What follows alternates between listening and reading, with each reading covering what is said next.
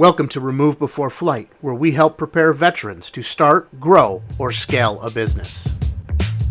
Welcome back to another episode of Remove Before Flight. In this episode, things are going to get real.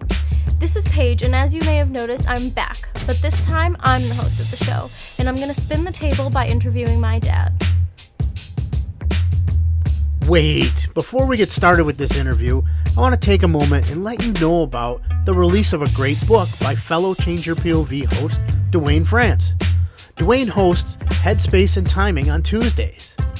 Dwayne's book, named the same as his show, covers veteran mental health from a combat veteran's perspective. Get your copy today by visiting changeyourpov.com/HST book. One more thing I'd like to point out is that August 7th, tomorrow if you're listening to this show as it's released, is Purple Heart Day. The Purple Heart is the oldest U.S. military decoration and is given to those who are wounded or killed while fighting in this nation's wars. Discover the Purple Heart and its history by visiting a blog post I had the pleasure of writing for EarQ. It was a great opportunity to pay tribute to some of the badasses who have stood up to defend our rights. You can read the full post at earq.com/blog/purple-heart-day.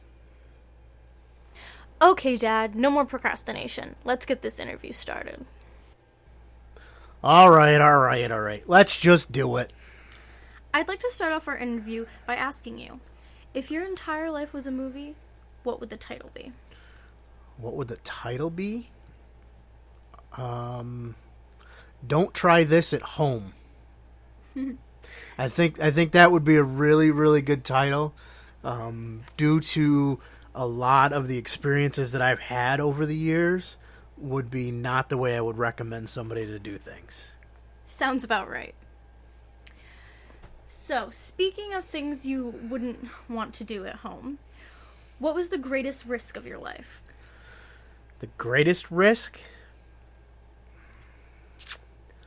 I'm not sure. I've had many that were kind of dumb, but were a risk worth taking. I think I'd rather talk about the biggest reward I've gotten in life. And that biggest reward would be you. Well, as they say, big risk leads to big reward. Absolutely. So, in your opinion, what would make a risk too risky? Too risky? I think that's always an afterthought. You know, somebody who lives an entrepreneurial life, it's all about taking risks. And it's not until after you've taken that risk that you realize something may have been too risky. Jumping out of a perfectly good plane sounded great at the time you do it, especially when you got a bunch of people telling you what to do, but, afterward you think, what the hell was I thinking? Why did I just risk my life to prove somebody else's point, There's a lot of things out there that could be considered too risky. But being an entrepreneur, it's all about taking risks. But they're calculated risks. An entrepreneur thinks things through before they just dive in. Or at least a good entrepreneur, let me tell you, because there's some out there that just, hey, I got this idea, let me do it, let me go waste $100,000. And they put no thought into it. Well, given that you clearly try to think things through and make those calculated risks, besides the risks you take, what would you attribute your success to? My success comes down to a couple different things. One of the biggest factors that it drives me is making sure that I can build a quality life for you. Another factor that comes down to it is watching my father for years growing up. As he pursued the path of entrepreneurship, and when he was not pursuing the path of entrepreneurship, just the work ethic that he had and he developed in myself and your uncles showed that, you give it all. So if that means you got to put in a 16-hour day, that means you put in a 16-hour day. You do what it takes to get the job done. And after pulling that 16-hour day and finally getting the job done, what do you personally do to recharge when you're feeling drained? When does an entrepreneur not feel drained is more of the question. But that's a really, really good question. As you've watched me through the path of several different businesses, you know that sometimes the days just kind of bleed together. You operate off of 2 to 3 hours sleep, and you just get up and you go. But ultimately, you do reach that point at some point that you just say, hey, time out. I need to reset. And a lot of those times, it's spending time with the ones I love. Family, friends, whatever it be. How many times have you and I just packed up and left and gone somewhere for the weekend? Typically involves water, being near a lake, being near the ocean, a river, something just to sit back and relax. There's a lot of stuff that goes through your mind while you're sitting there looking at nothing and peaceful with nature, and you can just clear your thoughts. So for me, I'd have to say the biggest way I recharge is getting away from technology, get away from the environment I'm used to being in, and just resetting in nature. Whether it's that reset time or your time in the office or outside of the office in meetings, what are some ways you make the best use of your time? Oh, God. That's tough because that's an open-ended question. There's a lot of factors that go into it. I think time management in general is a huge issue, not just in entrepreneurship, but in business in general. You get a lot of people that don't know how to manage their time. Do I have days like that? Absolutely. There's days that my day is so full of meetings and going back and forth and doing things that I don't have time to be productive and get anything done. And then there's other days that, your workload's so full you don't have time for meetings. So it all comes down to how you balance your time. Things that I found have helped is writing it down, putting goals out there, putting the list down of what you got to do, schedule time blocks for things. I'm going to take the next 2 hours, I'm going to work on this website, or I'm going to take the next hour and a half and I'm going to spend it doing search engine optimization for this client, or, however you're going to focus on it. But also schedule in there breaks for yourself. You need them mentally and physically. Even if it's 10 minutes that you just get up and walk around and stretch yourself. Clear your mind. Don't stay 100% focused on the task at hand. You seem very passionate about managing your time properly, and I'm wondering, besides time management, what is your golden rule? I don't know if I have one in particular golden rule. I guess in a way I do. It comes down to an old philosophy that unfortunately has lost its ways today, and that's treating people or treating others how you wish to be treated. Too many people have lost the kindness. When you hold a door open for somebody, they don't say thank you. We were just having this conversation last night about the rudeness and watching a 6-year-old turn around and go, he didn't say thank you, for holding the door open. And it's lost with the past couple of generations. My generation, your generation, they don't understand to the respect and to treat people with respect. And you see it in the business community quite a bit. So I would say my biggest golden rule is to treat others how you expect to be treated. Well, if you could send a message to the entire world, young, old, rich, poor, everyone, what would you say? That's easy. I say it every week at the end of my episode. Get out there and do. You can't just dream it. You got to do it. So you can't sit back and go, I wonder if. I wonder what would happen. I wonder what. Go out there and do. You don't know unless you try. So, you know what? Are you going to fail? Maybe. Are you going to succeed? Maybe. It's a 50-50 chance. Take it. You never know. And if you do happen to fail, use it as a lesson. Learn from it. Why did you fail? What happened?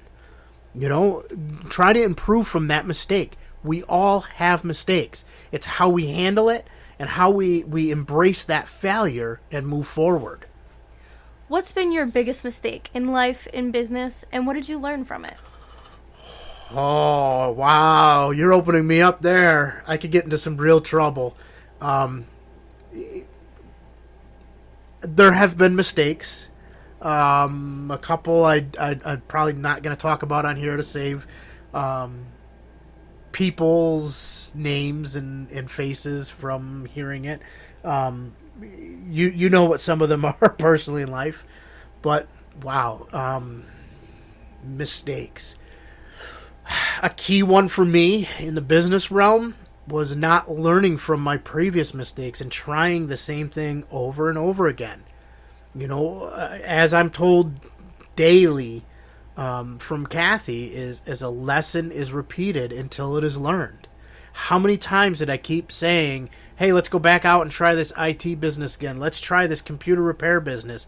Meanwhile, I'm doing everything to sabotage myself from having the computer repair shop by going on the road and taking contracts with the national chain restaurants and retails that would not allow me to be here locally to run that shop. You can't have a business in a storefront if it's always closed. It's tough to do business. So I would say that would probably be my one big one in business was repeating that same mistake over and over again. At one time, were they successful? Yes. But as people stopped repairing computers and were throwing them away and we were taking money from other avenues, it didn't make sense to have those stores anymore. It cost a lot of money. So, personal side of things, I constantly make mistakes. I'm human. Do I have regrets? Absolutely not. So, I had one big regret, and I took care of that last year. And I approached the man. We'll throw it out there, Dr. Haney from IVMF.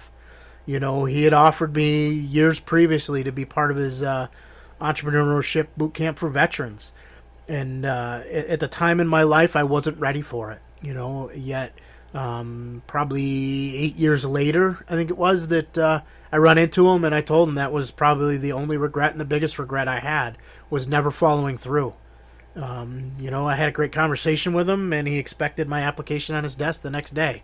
You can bet that I was not going to make that mistake again, and I made sure the application was there. Besides the mistakes you've made, the lessons you've learned, what are some big hurdles that you've had in building your business? Wow, there's always hurdles. There's always roadblocks. There's always negative people. It's how you educate yourself and how you get yourself around it. If you run into another hurdle and another roadblock, use it as a learning opportunity. Explore what your options are. If it's something you're not knowledgeable on, then get knowledgeable. That's the only way that you're going to get over those hurdles and roadblocks. For me, if you look back 20 plus years ago, when I was your age, reading a book was not me. I was like, I ain't got time for that. I don't want to read that crap. Now I can't get enough books. I mean, literally, look right here on my desk in visual sight. 1, 2, 3, 4, 5, 6, 7, 8, 9, 10, 11, 12, 13, 14, 15, 16, 17. And that's without even trying to look. That's just 17 books sitting here that I can quickly put my eyes on that I have either just finished reading, in the process of reading, or are next in line to start. I'm constantly, and these are physical books. It doesn't count all the ones that are sitting on my Kindle that's sitting here as well. I can't get enough information. Do I read novels? Absolutely not. I don't have time to read somebody else's fiction. The same reason I don't watch a lot of TV. When I do watch a TV program, 9 times out of 10, it's something educational and not these, stories. Do I occasionally watch, a story? Yeah, but I watch them on Netflix, Amazon, where I can sit down and watch a whole season in the course of a couple of hours and not waste my time week to week watching these shows live on the air. For me, it's all about knowledge. How do I gain more information? How can I absorb? When I get the opportunity to sit with a mentor or a person who can teach me something, or I can drain their brain of that knowledge, I absolutely love it and thrive off of it. So for me, I'm constantly out there reading blog posts, reading websites, reading tech manuals, how-tos, listening to podcasts, watching videos on YouTube. No, not the silly game ones, the ones that actually teach you something. When I want to do something that's new to me, I study it, I learn it, I buy the equipment, I go out and play, I do. And that's the key thing. Do. You seem to have learned a lot from all these books and shows and YouTube videos. Absolutely. And so I have a very important question for you. All right, what do you got?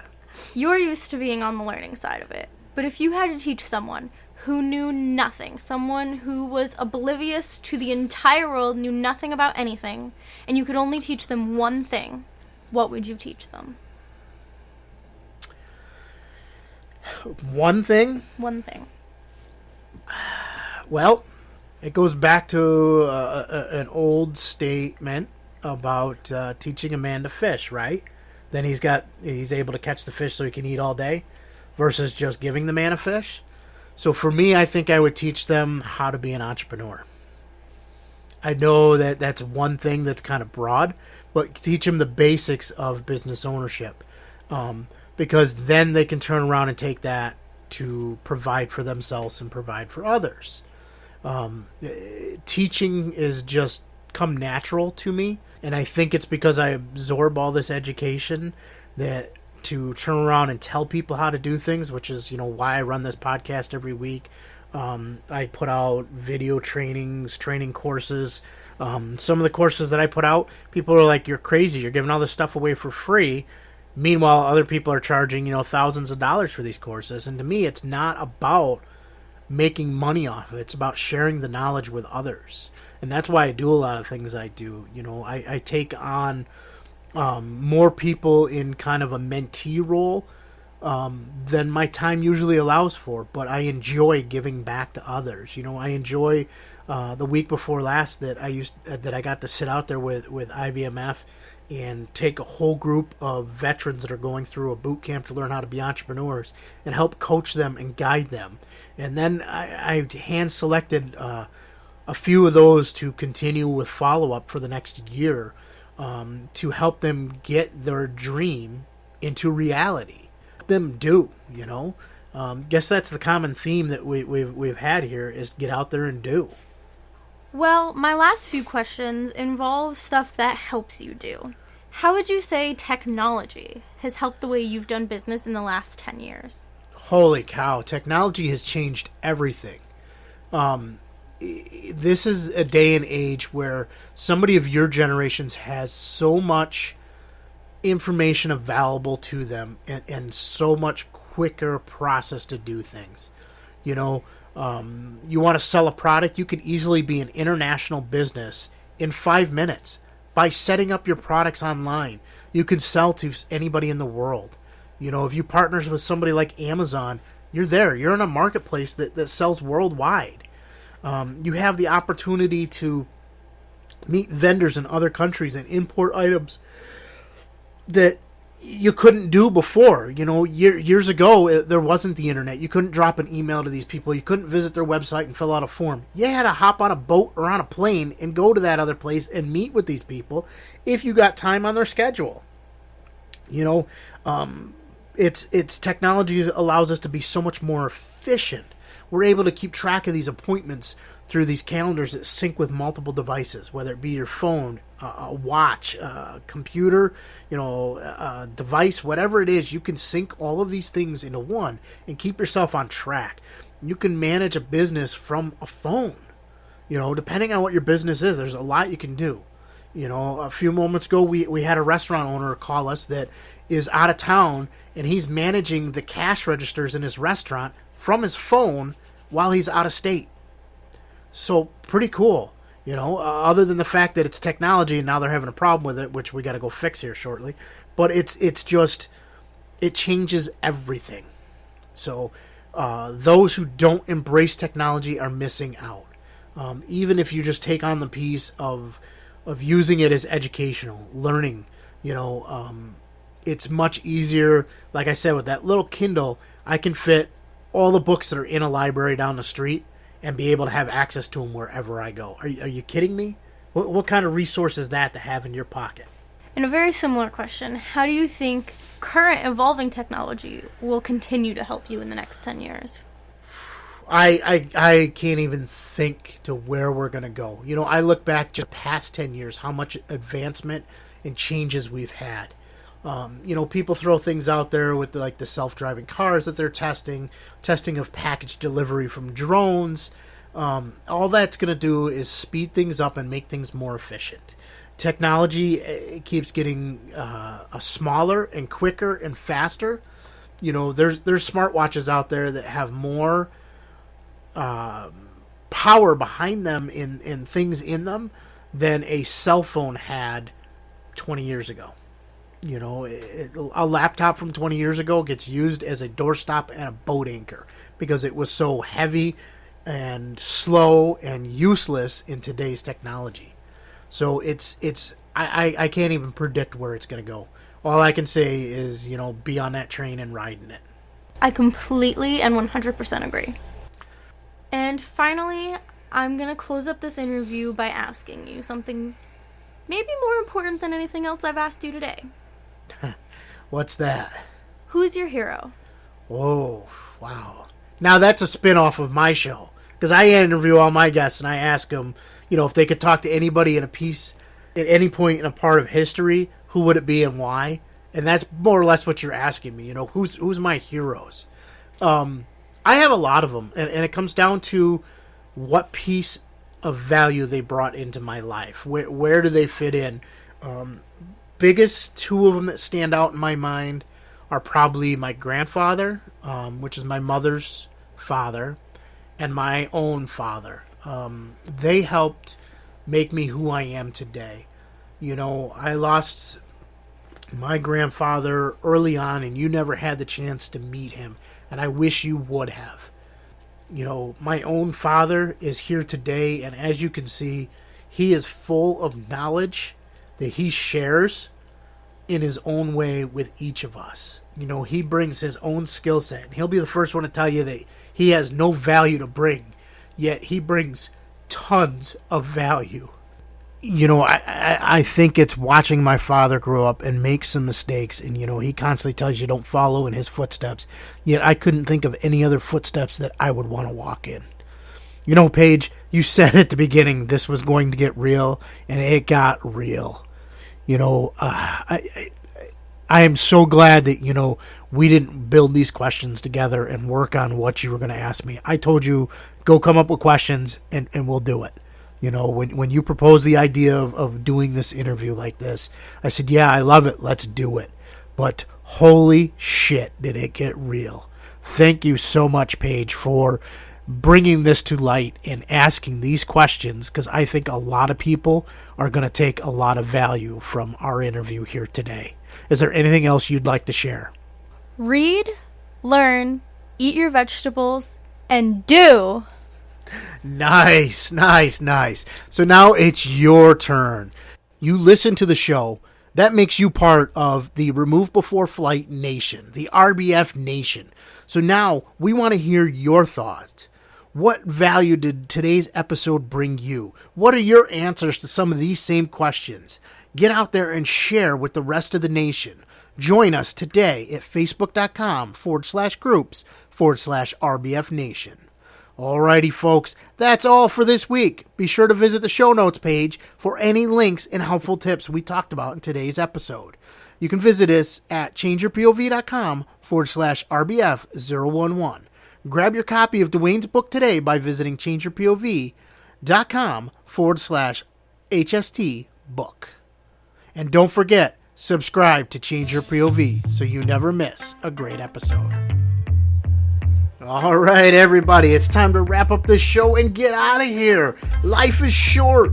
Don't just dream, do. We will see you next week on Remove Before Flight. Thank you for listening.